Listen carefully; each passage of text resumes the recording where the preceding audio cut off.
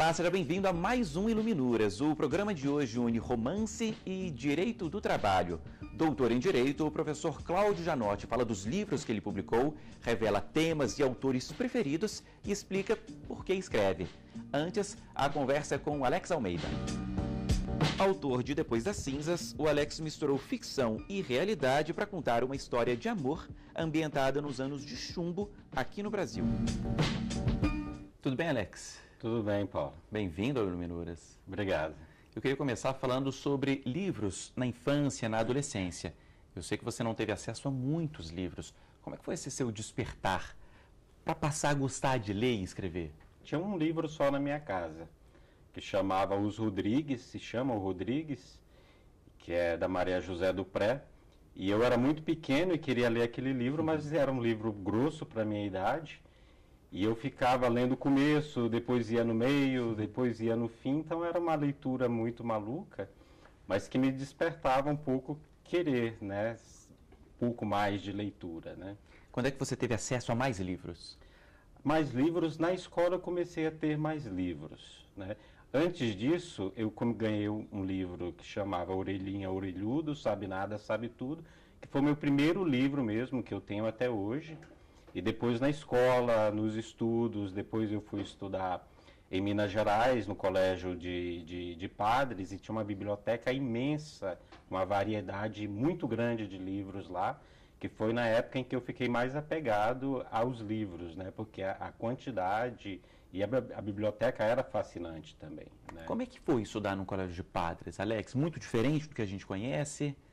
É um ambiente muito culto, né? Sobretudo os padres de antigamente, que falavam latim, grego, 3, 4 idiomas, raciocínios muito rápidos, um ambiente muito culto, né? Então isso tudo estimulava a gente a sempre a buscar mais coisas, né?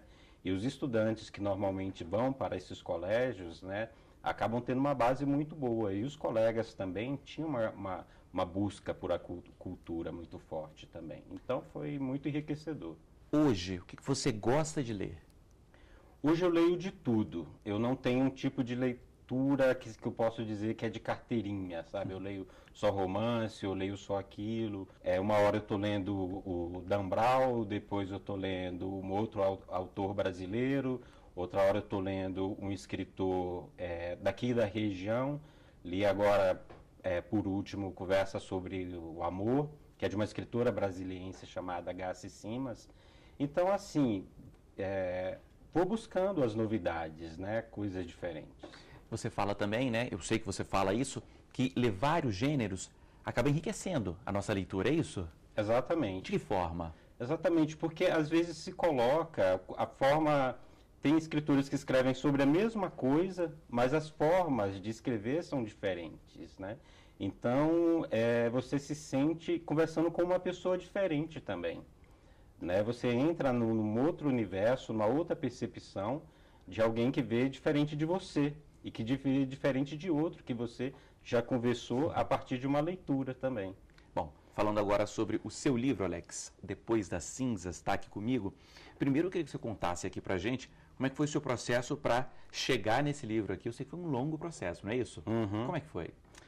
Foram 4 anos de escrita para esse livro, né? Porque, como é um livro ambientado no período da ditadura, e foi um período que eu não vivi, apesar de ter muito livro de história, muita informação na internet, mas eu queria, sobretudo, conversar com pessoas que viveram esse período, né? E que pudessem me passar determinados sentimentos que eu pudesse emprestar para os personagens. A sua pesquisa foi longa, então?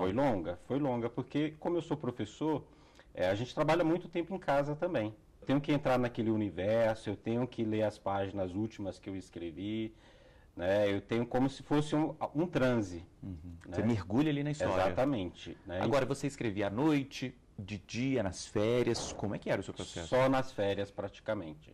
Só nas férias, porque eu entrava naquele processo de transe, digamos assim, um mês inteiro, né? E buscando as pessoas que pudessem conversar, que pudessem contribuir, e buscando detalhes pequenos também, né? Porque como são locais que eu não estava, muitos, e momentos que eu não vivi, então um detalhe, às vezes, no momento histórico faz uma diferença muito grande. Talvez para quem não viveu, não faça, mas para quem viveu e que vai ler, você, poxa, mas não foi assim, não era assim, né? Não existia essa bebida, não existia esse nome, né? Então, até nesses detalhes eu tive que me ater. Eu sei que o ponto de partida é um incêndio no edifício Joelma, que é um fato real, Sim. mas você acaba misturando aí fatos reais com ficção. E no fim das contas é uma história de amor que se passa durante a ditadura militar. Esse é o ponto de partida. Exatamente. E o edifício Joelma, exatamente porque no período da ditadura nós temos muitas informações do começo da ditadura, no começo das perseguições. Mas lá na década de 70 a gente começa a ter menos informações. E eu queria trabalhar aquele momento em que todas as organizações que lutavam pela democracia, como é que elas estavam depois que elas foram desmanteladas? As pessoas, as escolas, os professores, esses principais personagens.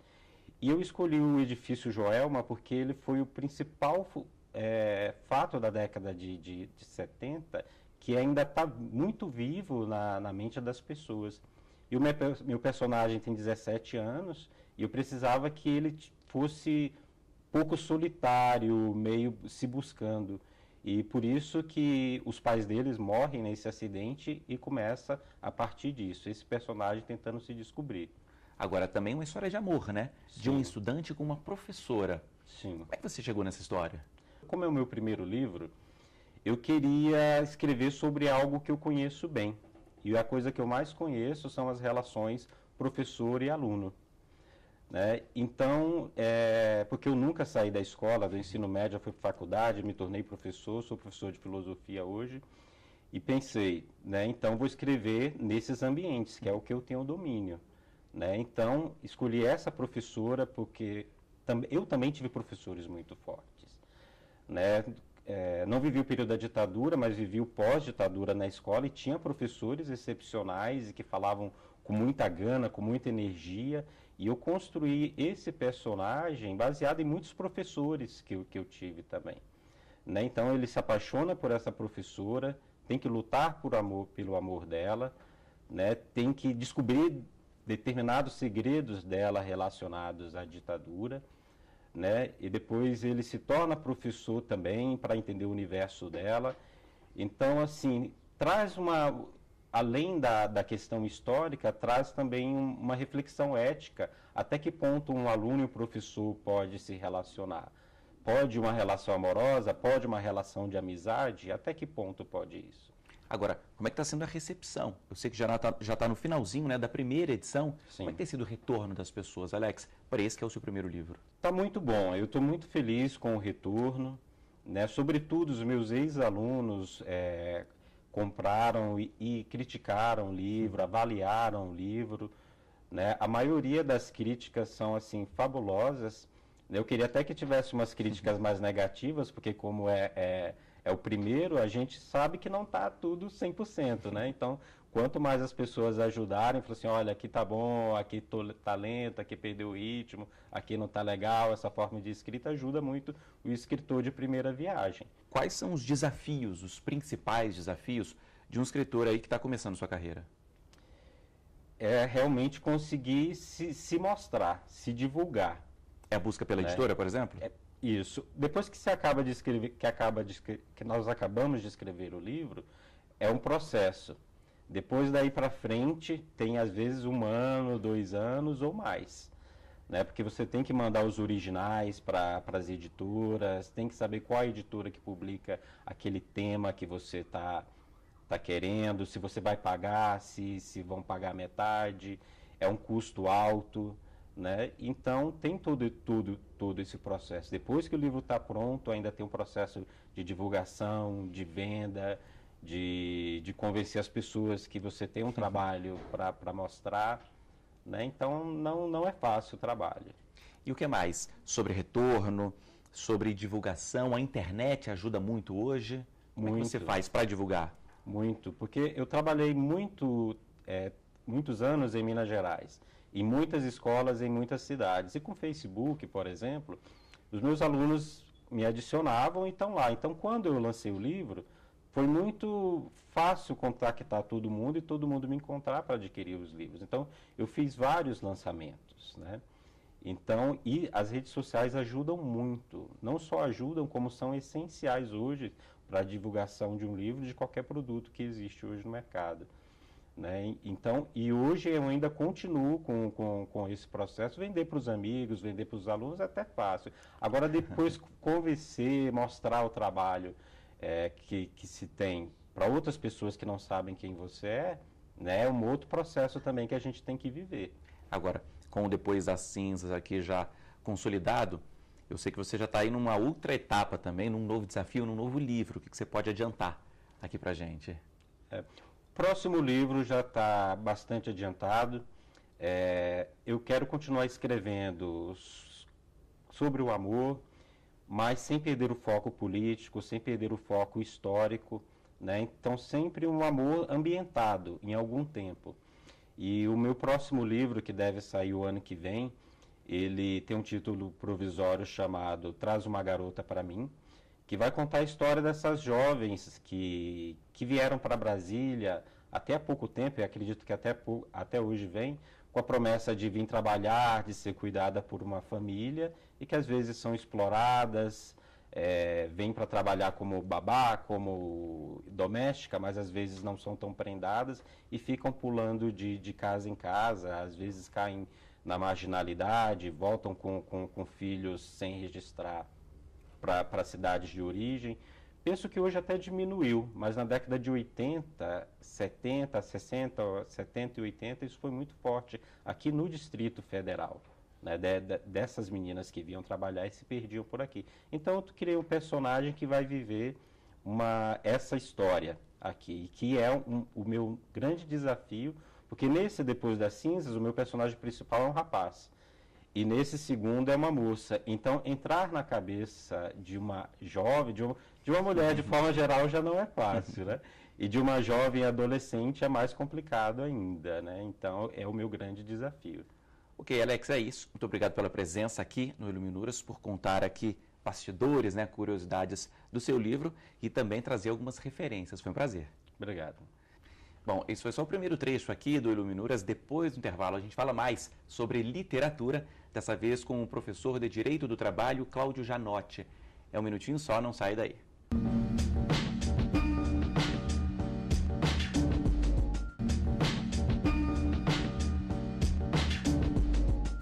O Iluminuras já está de volta e eu converso neste segundo bloco com o professor de Direito do Trabalho, Cláudio Janotti. Tudo bem, professor? Tudo bem, graças a Deus. Bem-vindo. Obrigado. Vamos falar sobre livros, literatura um pouquinho? Com certeza.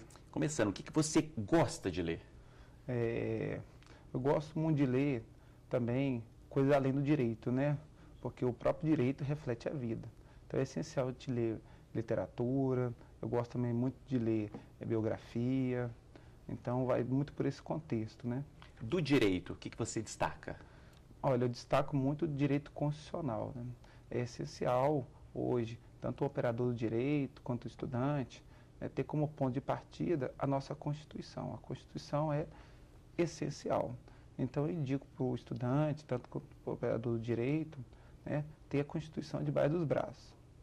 E depois, né, escolher uma área que tem afinidade e nela se verticalizar, que no meu caso é o direito do trabalho.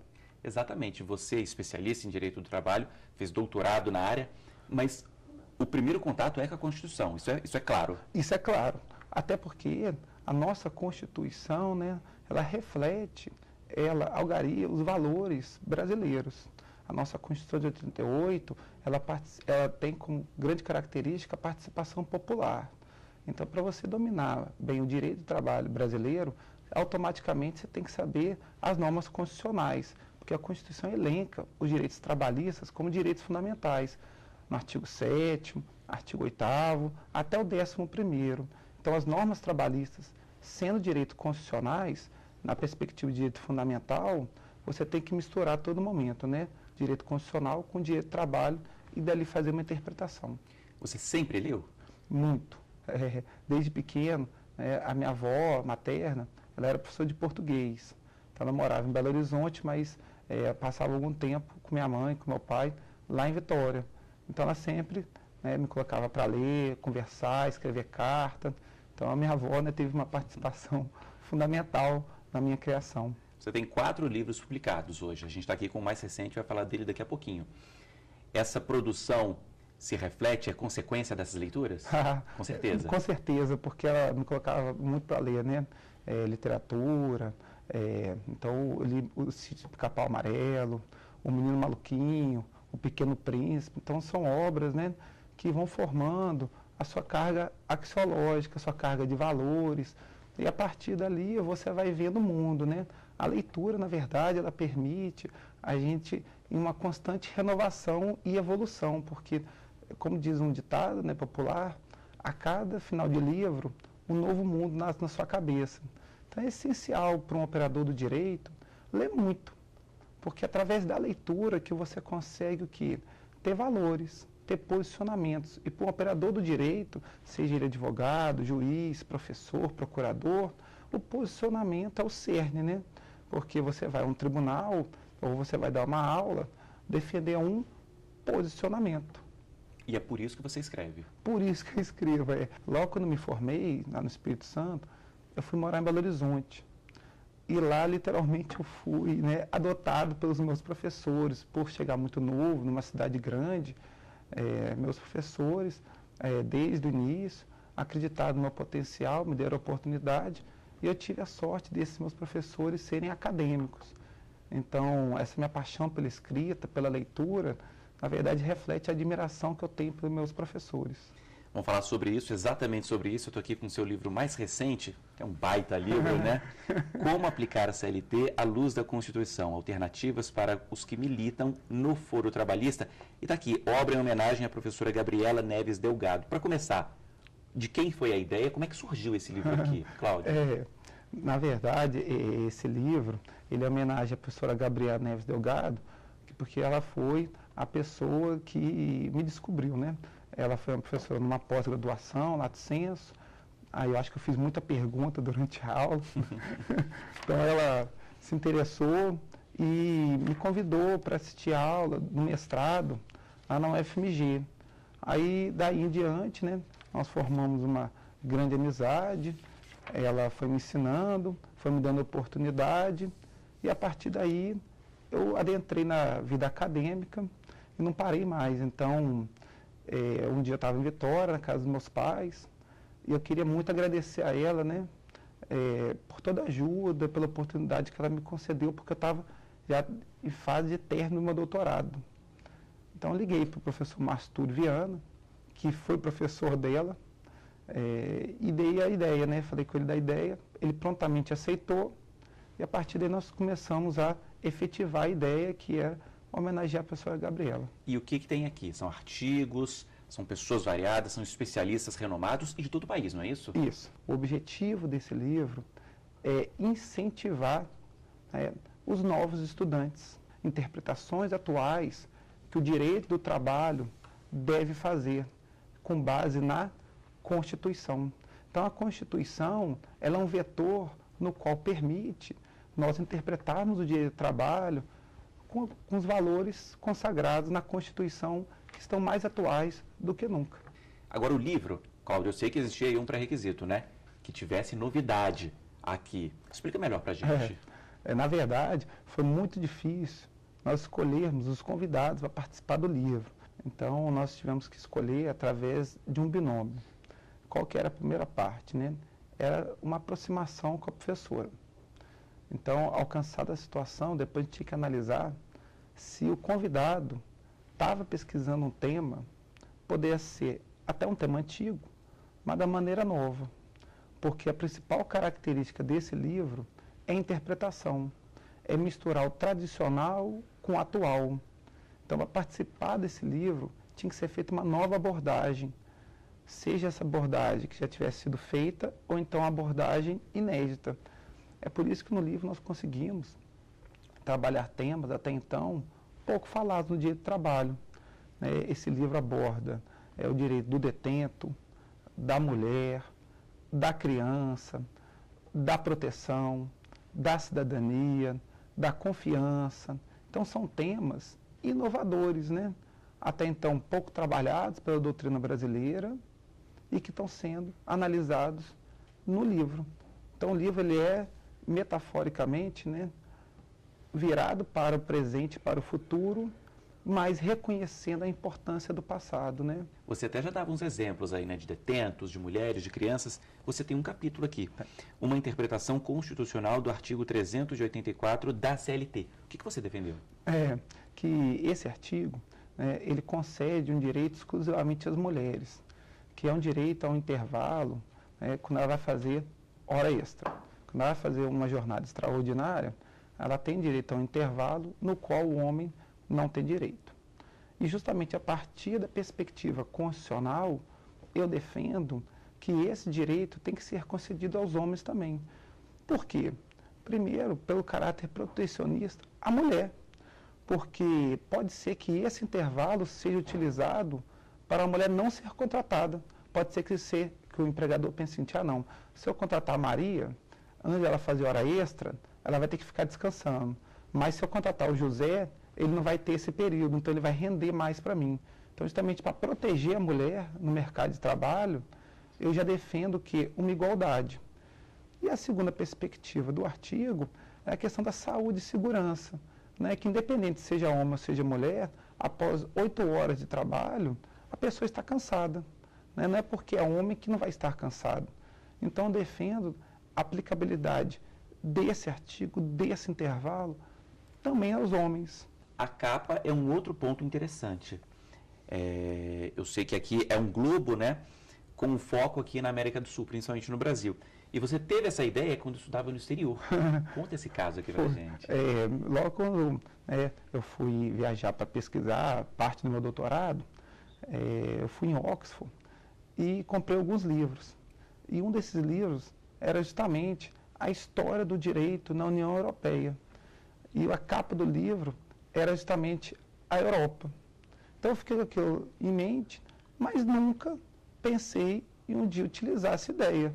Mas estava lá guardadinho, né? Como se fosse um tesouro, estava lá. Então, na hora de elaborar a capa do livro, eu sabia que eu tinha que pensar algo que fosse condizente com o livro. Ora, se o livro ele é, né, inédito, com ideias novas, numa perspectiva inovadora, a capa tinha que refletir o próprio conteúdo. Então, eu pensei, se o livro tem como ponto de partida a Constituição, nós devemos também colocar uma capa que já demonstre para o leitor o conteúdo do livro. É igual um bolo, né? Você vê um bolo, você acha que é bom. Então, tem que ter recheio para ser bom. E a apresentação também tem que ser boa. Tem que ser boa. A apresentação e o recheio. Exatamente, né? Você não vai comprar um bolo que não tenha uma aparência boa. Então, o nosso livro, ele reflete, a capa, né? Reflete o conteúdo do livro. E também os participantes, né? Os autores, que tem doutrinador, ministro, juiz, desembargador, professor, procurador, advogado, do Brasil inteiro, das 5 regiões do Brasil. Então, a gente queria também, ao mesmo tempo, homenagear a professora Gabriela e essa nova safra de juristas que vem surgindo ao longo do Brasil, que é um país de tamanho continental. Então, a ideia de colocar o mapa do Brasil aí foi a da dimensão, da importância do livro para o direito do trabalho brasileiro. Para terminar, já que o nosso tempo está terminando aqui, Cláudio, mas eu não queria deixar de falar, você está lançando o seu 5º livro, que é a sua tese de doutorado. Rapidamente, se é que isso é possível, o que você defendeu? Eu tive muita sorte, né, de ser orientado pelo ministro professor José Roberto Freire Pimenta e co-orientado pelo professor Márcio Túlio, que é o coordenador junto comigo dessa obra, e eu defendo uma proteção contra a dispensa coletiva, né? Atualmente, nesse cenário de crise, o que a gente vem presenciando são dispensas em massas, são dispensas coletivas. E o Brasil não regulamenta essa modalidade de dispensa, só regulamenta a dispensa individual. Então, a gente tem um cenário jurídico aí de incerteza, porque como não tem uma norma, né, o julgador, a própria sociedade, o empregado, o empregador, eles ficam meio à deriva. Então, a minha tese ela é consubstanciada, né? Primeiro, no direito comparado, que eu pesquisei na Alemanha, na Espanha, na Itália, na Inglaterra principalmente, e depois na jurisprudência, no julgado 309, 2009, do TST, do qual criou uma referência no assunto. Então, no final do meu livro, eu faço, né, uma proposta de projeto de lei para o tema. Então, fiz na PUC Minas, terminei no final do ano passado.